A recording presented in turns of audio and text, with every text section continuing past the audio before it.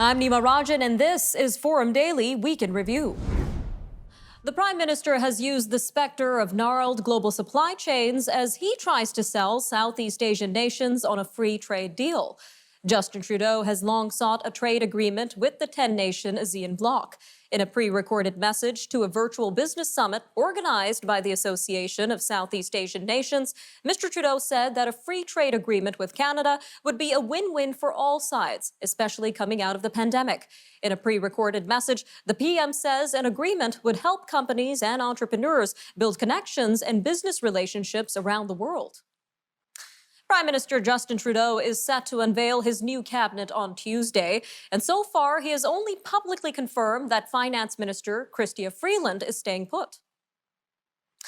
An internal government analysis was conducted on the Canada Recovery Benefit, and it says the majority of recipients who received the federal help were continuous or repeat beneficiaries of the now-ended aid program. The analysis from the Employment and Social Development Canada organization found by early June about 1.5 million of the 1.8 million unique recipients of the benefit were continuous or repeat beneficiaries. Experts suggest that the analysis hints at the level of need for the income support program, which came to an end over the weekend. The Canadian Armed Forces says its members have arrived in Nunavut's capital to assist with the city's ongoing water emergency. Their first task is to provide water purification units after fuel was found in samples of tap water in Iqaluit. These units have been typically used in warm climates like Haiti and the Philippines. Local officials say they're continuing efforts to identify the source of the contamination. Afghans already approved to come to Canada are being told there isn't enough funding to keep them in safe houses as they wait to flee Afghanistan. Hundreds of Afghans who helped the Canadian military and non-governmental organizations will be left on their own in Kabul. This comes as those safe houses are set to be closed in 2 weeks. Wendy Nuri Long, the director of the Afghan Interpreters Association, says the Canadian government has been asked for funding to keep the safe houses open. Major General Danny Fortin is continuing his fight for reinstatement as the head of Canada's COVID-19 vaccine distribution campaign. General Fortin is challenging a federal court judge's ruling that he needed to submit a complaint to the military before bringing his case to court. He was abruptly removed as head of the vaccine rollout effort in May. This was 5 days before military police announced they had referred an investigation of alleged sexual misconduct to Quebec's prosecution service. General Fortin contends that he was turfed for purely political reasons. The expected ski season is creating a conundrum for resorts across the country as the visa approval process by the federal government slows down. Paul Pinchbeck, the CEO of Ski Canada, says resorts are short many thousands of employees across the country. Immigration, Refugees and Citizenship Canada says ongoing international travel and border restrictions have created barriers in processing. The agency says such factors are beyond their control and hinder its ability to finalize applications. A crowd of Montrealers held a large dance party on Mount Royal Saturday to urge the Quebec government to reverse its ban on dancing in bars and clubs. I'm here to support my daughter, to support everyone, and to support my generation that's been dancing since the 80s. Basically, the vibes are to reopen dance floors because, as you can see, many people need it. It's a way of, liberating all the stress that we get from work and, school and stuff like that. Definitely understanding of the concerns, and but I think there's been enough different events, indoor events and outdoor events over the last 6 months around the world that have shown that if the populations are vaccinated or getting tested before these events, that the risk of actually catching COVID at these events is very low. So I think the data is there now. We've seen it, and I think it's time that we're allowed to dance again. Some in the crowd said it's unfair that the government is allowing large venues, such as the Bell Centre, to reopen at full capacity for concerts and hockey games. But at the same time, clubs and bars can't open their dance floors to much smaller crowds. Quebec and British Columbia are the only two provinces continuing to ban dancing in bars and nightclubs as part of their COVID-19 regulations. Well, with Health Canada considering the approval of a COVID-19 vaccine for kids aged 5 to 11, public health officials are concerned about how parents are going to react. So far, 82% of eligible Canadians aged 12 and up are already fully vaccinated. A recent survey by Angus Reid shows 51% of parents plan to immediately vaccinate their younger children when a pediatric dose becomes available. So far, Pfizer-BioNTech is the only manufacturer to request approval, and Health Canada is still reviewing the data. We will be back after the break with an interview from earlier this week. The Honourable Stockwell Day discussed a variety of major issues from this week.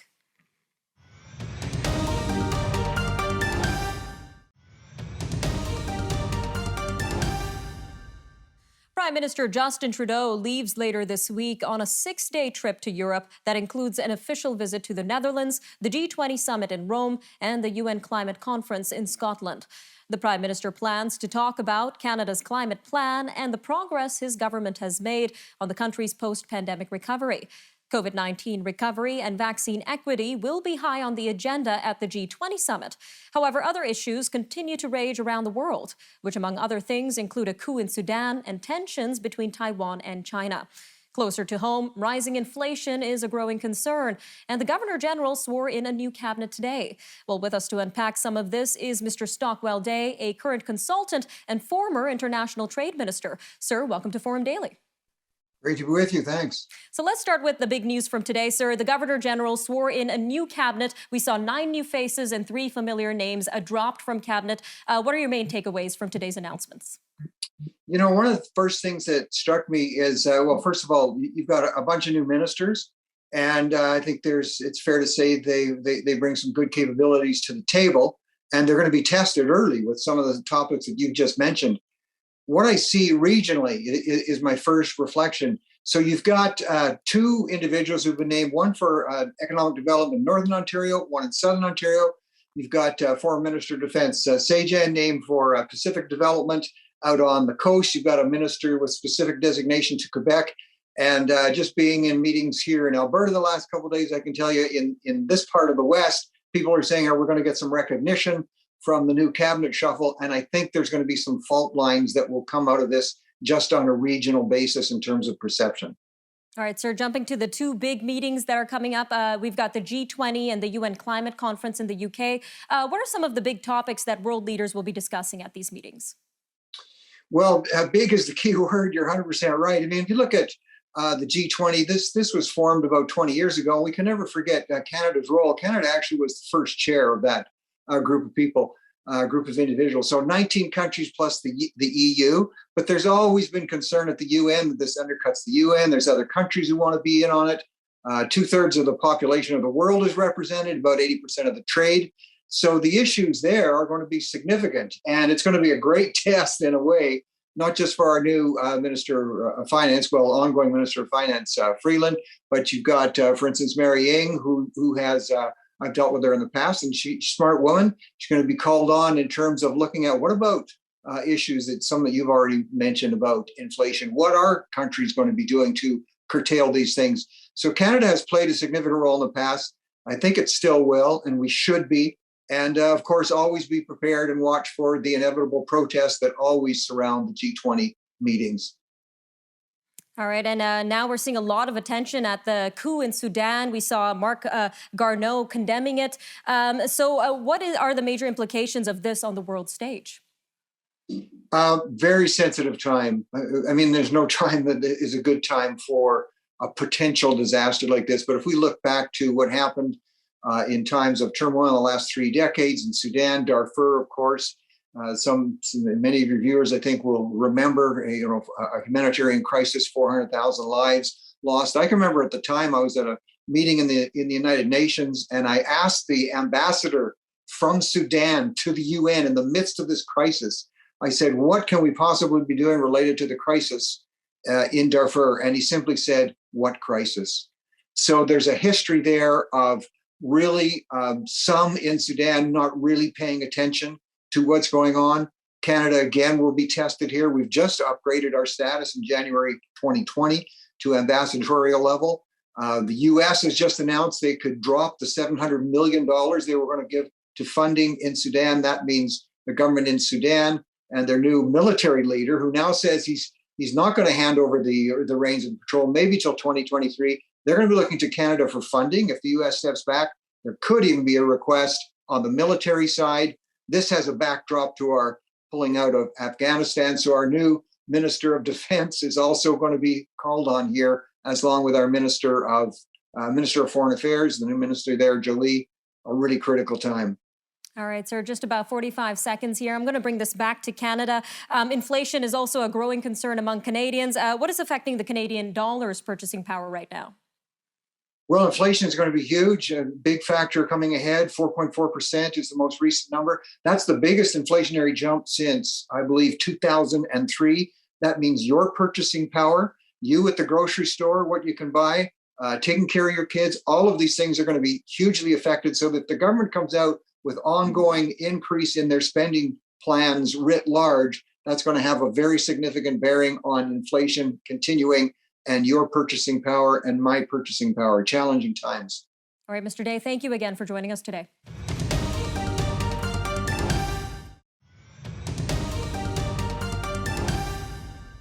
ESG seems to be the trending word in financial markets as big companies gear toward the interests of socially responsible investors.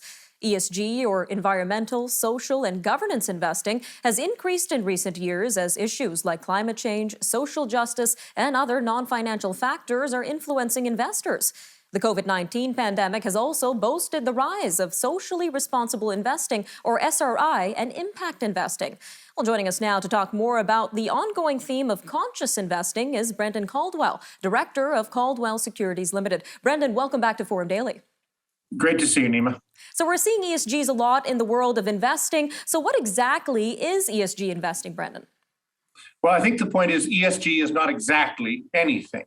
It is, as you say, an emphasis on environmental, social, and governance. And what those three things mean can mean different things to different people. Environmental tends to be a synonym at this point for global warming, but it doesn't have to be. So a lot of the E part has been of late, many investors, particularly institutions, have decided they're not going to invest in fossil fuels. Social is how one has an impact on the greater community. And it can be at one extreme from child labor to, or not using child labor, to other good that you try and do within society. And governance is, again, from the extreme from taking bribes to how your audit committee looks. There is a whole the whole spectrum in each case, and different investors have different emphases on different areas. So what are some of the ESG trends that you're looking at right now, Brandon? Well, ESG is, before it had a term, before it had a moniker to it that everybody has latched on to, our firm has always been about investing in companies that at their very core are trying to make a product that does some good in the world. Rather than saying we don't do this or we don't do that, we want to look for companies that do some good and, from the governance perspective, whose managements actually do what they say they're going to do. So for us, the social part of it is that we're trying to buy companies that don't hurt their best customers. So we have never for 40 years bought alcohol, tobacco, gambling companies, because those really actually seek to damage the people that use their products the most. So companies that look to provide a socially beneficial product or service. Now, I've also heard the term impact investing. So that sounds a lot similar to ESGs. What exactly is impact investing, Brendan? No, I think it's a little bit different, actually. ESG is don't stop it, no, we won't. Whereas impact investing is, I'd like to make a difference in this world. I think that this kind of investment is really going to change things. So I want my money to be aligned with my values and investing in things that are going to make a difference. And what that difference is, again, can mean different things to different people, but you can do it both in the public sector and in the private sector. So whether you're investing in companies that have a new solution for the environment or are making a difference from a social impact point of view, or have developed a new technology, you're trying to make an investment to make a difference rather than just saying what you won't do. All right, Brendan, so we've got impact investing, we've got ESG, and we also have SRI, or socially responsible investing. What would you say are the key differences between these terms here? I don't know. There are different labels. I think what's important, though, for investors and for advisors is to understand what impact, what socially responsible, what environmental impact they would like to have. Because you'd used a wonderful phrase in your introduction of conscious investing. I think many people invest to the extent they do unconsciously.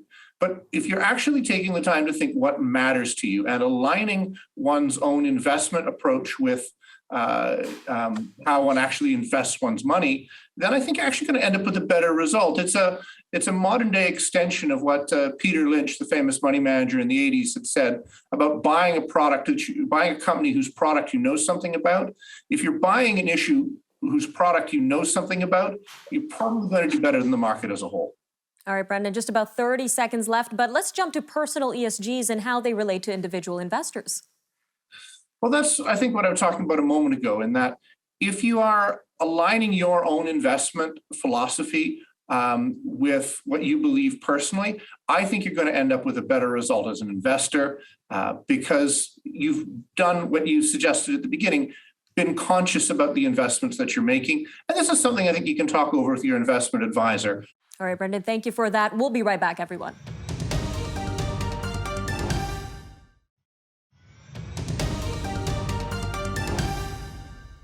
India's federal environment minister says setting net zero targets isn't a solution to climate change. Instead, he said rich countries need to acknowledge their historic responsibility for emissions and protect the interests of developing nations and those vulnerable to climate change. India hasn't yet submitted fresh plans for cutting down emissions. The minister said that India is among the few countries on course to reach its target and did so without promised financing from rich nations. Spain's National Statistics Institute says consumer prices increased this month by the country's highest rate in 29 years as a result of soaring electricity costs. Data released on Thursday suggests consumer prices rose 5.5% in October compared to the same month in 2020. Regulatory measures so far haven't contained rising utility bills. This comes amid a global wholesale energy price crunch. The statistics agency says increases in fuel and gas prices also fueled the monthly consumer price hike. Top executives at ExxonMobil and other oil giants are set to testify at a landmark House hearing on Thursday. Congressional Democrats are investigating what they describe as a decades-long industry-wide campaign. They claim it is to spread disinformation about the role of fossil fuels in causing global warming. The much-anticipated hearing will be held by the House Oversight Committee. The hearing has drawn comparisons to a similar high-profile hearing with tobacco executives who famously testified that they didn't believe nicotine was addictive. The European Central Bank is facing the highest inflation in more than a decade. The ECB is also dealing with slowing business activity among the 19 countries that use the euro. ECB President Christine Lagarde has so far viewed the higher prices as temporary. The bank is pumping 1.85 trillion euros into the economy, at least through March. Taiwan must be prepared to defend itself. Taiwan's defense minister said the island cannot depend entirely on other countries to help if China were to launch an attack against the island. Minister Chu Kuo-cheng told reporters that Taiwan must rely on itself, but it would accept any help from international allies. Minister Chu has called the rising tensions between China and Taiwan the most severe he has seen in 40 years. India has test-fired a nuclear-capable intercontinental ballistic missile with a range of up to 5,000 kilometers. This comes amid rising border tensions with China. The government says the Agni 5 missile splashed down in the Bay of Bengal with a high degree of accuracy. The Agni 5 is believed to be able to strike nearly all of China. The UK says a threat by France to block British boats from its ports in a dispute over fishing licenses appears to breach international law. London is vowing to retaliate if Paris goes through with the move. On Wednesday, France announced that it would bar British fishing boats from the French ports starting next week. This if no deal is reached over fishing licenses for French boats in British waters. The UN Special Envoy for Syria says the Syrian government's refusal to negotiate on revisions to the country's constitution is a key reason for the failure of talks last week. Geir Peterson expressed his disappointment to the UN Security Council. He said on Wednesday that the parties also failed to agree to meet again before the end of the year. But he says he will continue to engage with all parties to address the challenges that have arisen, saying that there is an urgent need to produce results. An investigation by the Associated Press has found that the Myanmar military has been torturing detainees across the country. This in a methodical and systemic way since the takeover of the government in February. The AP investigation was based on interviews with 28 people imprisoned and released in recent months, photographic evidence, sketches, and letters. This along with the testimony from 3 recently defected military officials. The AP investigation found that the military has also taken steps to hide evidence of its torture. The Sudanese military official says General Abdel Fattah Burhan has fired at least 6 ambassadors. The state-run Sudan TV also reported the dismissals, which came late Wednesday after the diplomats spoke out against the military's takeover. The coup earlier this week came after weeks of mounting tensions between military and civilian leaders. The province of Manitoba is setting up an endowment fund to help sustain Winnipeg's Upper Fort Garry Provincial Park. The historic downtown tourist attraction and gathering place is known as the birthplace of the province, where Manitoba entered into Confederation in 1870. The Manitoba 150 Host Committee announced yesterday that it is donating $100,000 to the fund. This to help ensure the unique park is preserved for years to come. All right, I'm Nima Rajan, and that'll do it for your look at national and international news from this past week. For more news on demand, you could always visit our website, thenewsforum.ca, and make sure to follow us on Facebook, Instagram, and Twitter for updates. Take care, Canada. We'll see you next time.